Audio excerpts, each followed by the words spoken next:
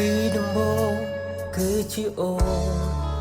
ដែលប្រាប់ថាស្រឡាញ់បងហើយខ្វះបងមិនបានអូនសម្បូរឲ្យសន្យាទោះមានរឿងអ្វីកើតឡើងកុំឲ្យបងចោលសួនពេលនេះមើលទៅនៅណាជាអ្នកផ្លែសុខសោក៏ជប់តបសាររាល់ថ្ងៃទូរស័ព្ទតែឃើញខលមកតែអីលើសំបីសារក៏មិន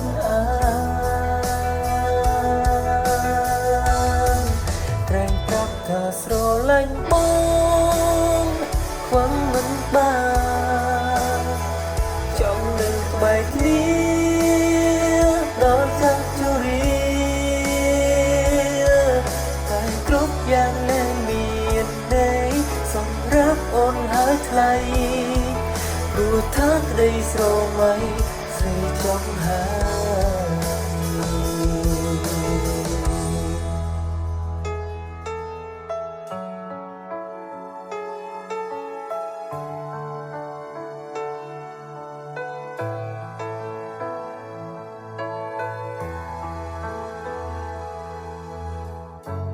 ពីដំបូងអ្វីក៏ល្អគំប្រឹងថែខ្លួនរក្សាក្តីស្នេហាមួយនេះអូនធ្វើឲ្យបងលំស្រឡាញ់ដកចិត្តទាំងស្ទើរមិនបាននឹងស្នេហ៍ស្រីពេលនេះមើលទៅនៅណាជាអ្នកផ្លែសុំសោក៏ជប់តបសាររាល់ថ្ងៃទូរស័ព្ទតែឃើញអូនខលមកតែអីលើសំបីសារក៏មិនអានត្រែងប្រាប់ថាស្រឡាញ់បងខ្វឹងមិនបានចង់នៅក្បែរគ្នាដល់ចាស់ជរា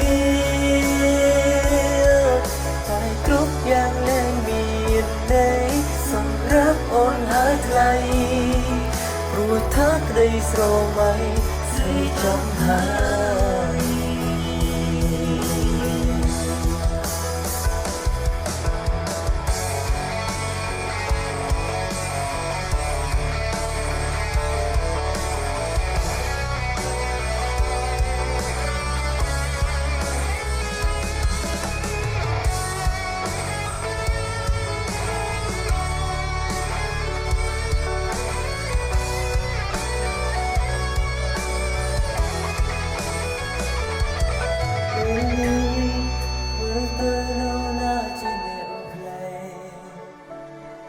សុខសោ